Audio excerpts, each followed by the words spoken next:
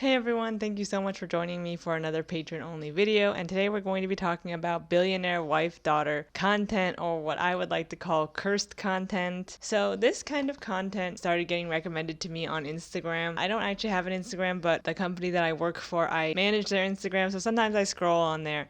And this billionaire daughter wife content was recommended to me both in English and Portuguese. Some of it is just like a parody, some of it is just genuine, showing off someone's luxurious lifestyle. Some people are doing like a mix of charity slash justifying luxury or justifying their own luxurious lifestyles. So let's get into it. The first type, like I said, are just unashamed billionaire wives, kind of falls into the luxury porn genre of people just, driving in their sports cars, going on shopping sprees in big name luxury stores. Part of me is skeptical if they even are billionaires, because if you're a billionaire wife, what are you doing on social media? But then again, Elon Musk is a trillionaire and all he does is scroll on X. So one person that started getting recommended to me a lot is this woman named Farah Wen. She's a Malaysian influencer of Chinese descent, and she shows herself giving gifts and money to the people who help her with her kids and her house, who help, they're paid workers for her. And sometimes she has videos, I don't know if this is her or someone else, who gives away money and presents and luxury gifts on the street to people who she passes by who might be unhoused and things like that. So Farah Wen is interesting in that she's just totally, to her audience, transparent. And it's good that she makes videos, I guess, giving gifts like PR packages to her nannies and to her maids, I guess. But if you're already so rich, why do you need to create content using the faces of the people who work for you to help your brand? That's where I get cynical about it. I also wonder if the people who help her make these videos, her nannies or maids, do they get a cut of the sponsorship money of these brand deals that she does, that get millions of views? Where does that money go to? Where does that revenue go to? I guess they do get some benefit from being in these videos. She shows herself giving them envelopes of money. It just seems kind of just cynical to me. Maybe I'm just cynical. Then there's people, specifically a lot of Brazilian influencers who live in Qatar or Doha in Qatar or Dubai in the UAE or even in Saudi Arabia. Or they're married to Saudi Arabian soccer players or Brazilians who are living in Saudi Arabia, and they tag it as my routine as a wife of a billionaire or my routine as a wife of a soccer player in Saudi Arabia. They're just ads. They're just ads. They're not actually billionaires. Sometimes it's a mix of comedy of I saw one where the woman was saying that when she married her billionaire husband, they agreed to never wash clothes because they would just buy new ones. I guess that's funny to some people, but a lot of these, like I said, are just doing PR for the Middle East, for very oppressive regimes that are committing genocide. It's just very dystopian, I guess. Some of them are my routine as a wife of a billionaire, and then they go to a clinic, like an eye clinic or a hair salon, and it's just an ad for that place, and it just turns into an ad also for a tourism ad for those countries. And a lot of the times they're not even billionaires. Big shock there, they're not billionaires. And then there's this other creator called Anna Lindeeb, who is just a pure parody account slash satire where she pretends to be a spoiled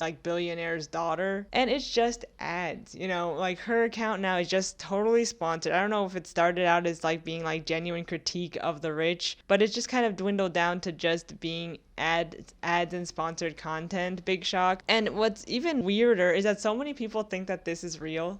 So many people in the comments think that she's serious, that this isn't a parody. People actually think and take this at face value that she's the daughter of a billionaire, And I get it, making fun of how rich people are out of touch. One of her most recent sponsorships was with Disney and Hoppers, and her going to the movies acting like a regular person. And I get making fun of, again, rich people are out of touch or whatever, but I don't think that's scathing or, very interesting commentary. Making fun of Daddy's Little Princess is a trick as old as time. It's been in The Sweet Life of Zack and Cody, and it's of course still profitable. And only some people people can profit off of this type of parody content. You know, usually thin, stereotypically beautiful women, white women in this case, because she's a thin, white, blonde woman. And then people can automatically assume that she is like this dumb airhead Paris Hilton type, you know, that we're all familiar with. Like, how good is this satire in the end? It's not very good. It just reminds me, like, when I see like billionaire daughter content, I just think of Disney Channel original movie My Date with the President's Daughter. I can just imagine like a parody being made today, like called My Date with the Billionaire's Daughter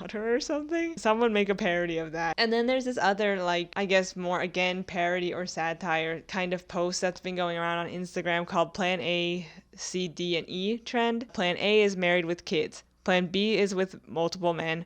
Plan C is being a girl boss. Plan D is being a sugar baby with an older man. And Plan E is sometimes Muslim sugar daddy or someone living in the Middle East, you know, in Dubai, for example. It's usually Dubai or Saudi Arabia, and they're with like a AI generated man from that area. You know, it's very weird. When I see this trend, you know, when I see videos like this, I wonder, is this a manifestation of how women see the world nowadays? You know, see their options as so limited. You know, it kind of makes me sad. Is this trend a symptom of late stage capitalism? I know, like, some people are going to say it's not that deep, but I just wonder, you know, I just wonder. So let's get into why this content is cursed. Well, and firstly and foremost, billionaires should not exist. With the wife and daughter angle, it enforces this idea that it is aspirational for women to date rich men.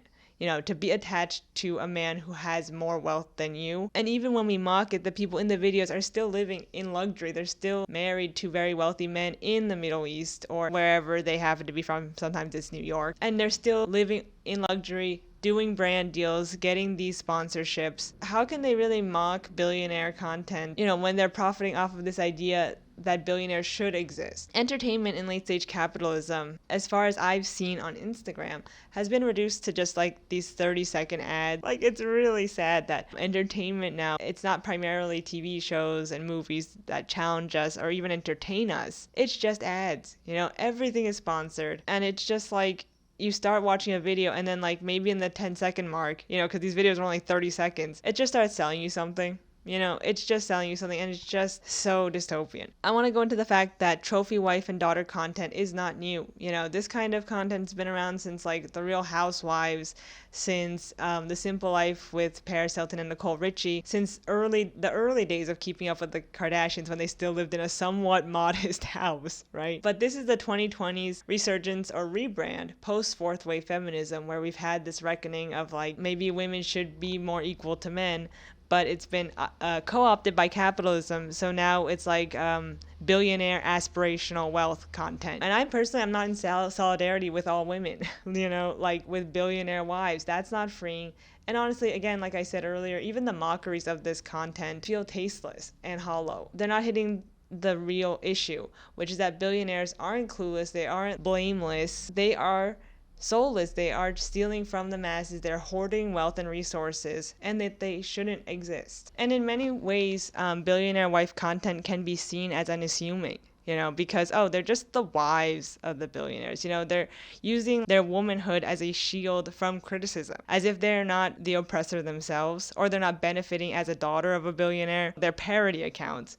But even like this idea, oh, I'm just the daughter of a billionaire, so like I'm just benefiting off of this person's exploitation, but I'm not doing the exploitation myself. You know, I'm not actually exploiting people. That's not how it works. A reason why, though, that this content is so fascinating and is so prevalent is because, you know, it is an echo of history, of primogeniture, of only male heirs being able to, especially firstborn male heirs, being able to inherit land, property, wealth. It always went through the male bloodline, at least in most societies, right? We live in a patriarchal world. A way for women to access power, to access the throne, is by marrying up.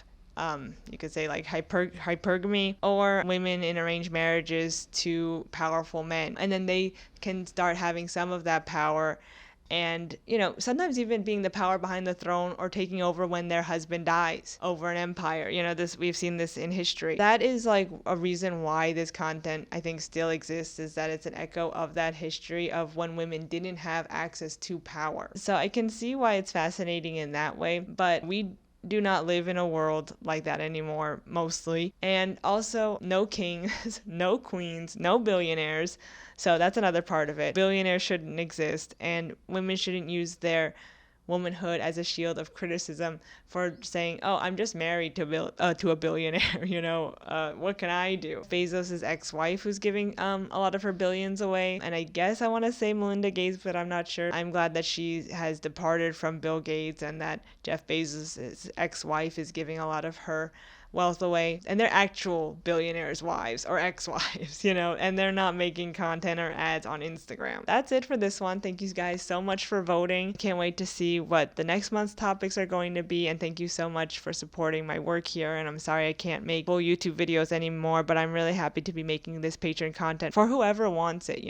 I really like sitting down here and just saying my thoughts and getting them out there and seeing what you guys have to say too, because this is a back and forth with you guys. So thank you so much. Have a great rest of your month, and I'll put out the poll soon. Bye.